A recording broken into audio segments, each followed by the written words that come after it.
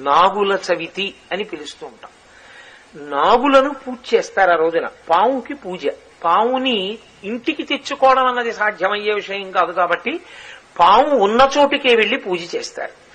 నాకు మీరు ఒక విషయం కొంచెం జాగ్రత్తగా ఆలోచించి చెప్పండి.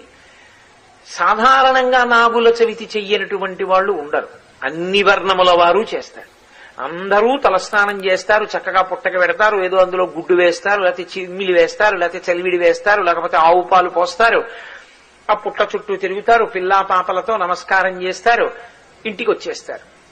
పావుని పూజ చేసేటప్పుడు ప్రకటనంగా ఒక మాట అడుగుతారు పుట్ట దగ్గర నిలబడి.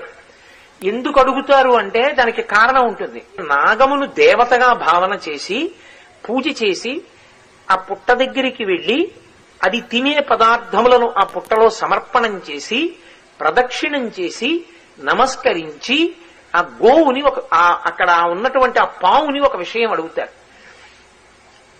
లౌకికంగా చాలా నాగరికమైనటువంటి ఏదో సంస్కృత భాషలో చెయ్యవలసినటువంటి శ్లోకములు కాకుండా చాలా తేలిక భాషలో అందరూ అడిగేటటువంటి రీతిలో అడుగుతారు. అందుకే నాగుల చవితికున్న విశేషం ఏమిటంటే దానికి ఏదో సంస్కృత పూజా విధానం ఏమి ఉండదు. వీళ్ళందులో పాలు పోసేస్తారు, అక్కడ నిలబడి ఓ మాట అడుగుతారు.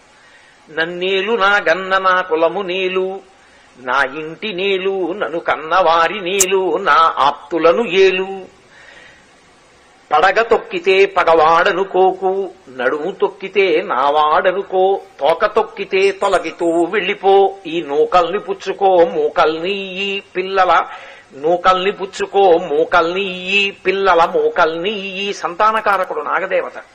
నాగదేవత అంటే సుబ్రహ్మణ్యుడు. అందుకే పురుష వీర్యమునందుండేటటువంటి సంతానోత్పత్తి కారక కణములు సర్పరూపంలో తిరుగుతూ ఉంటాయి అని మనకి పెద్దలు చెప్తారు. నేను ఈ మధ్య ఒక సైంటిఫిక్ జర్నల్లో ఆర్టికల్లో కూడా చదివాను ఆ విషయాన్ని. సర్పరూపంలో తిరుగుతాయి అని.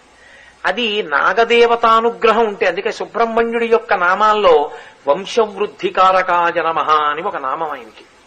ఆయన వంశాన్ని నిలబెడతాడు సంతానకారకుడై. అటువంటి సుబ్రహ్మణ్యుడిగా భావన చేసి నాగం దగ్గరికి వెళ్లి ఆ పావు ఉన్నటువంటి పుట్టలో పాలు పోసి వేడుకుంటారు. పావుని పూజ చేయడం అన్నది అసలు ఎంతవరకు సాధ్యమయ్యే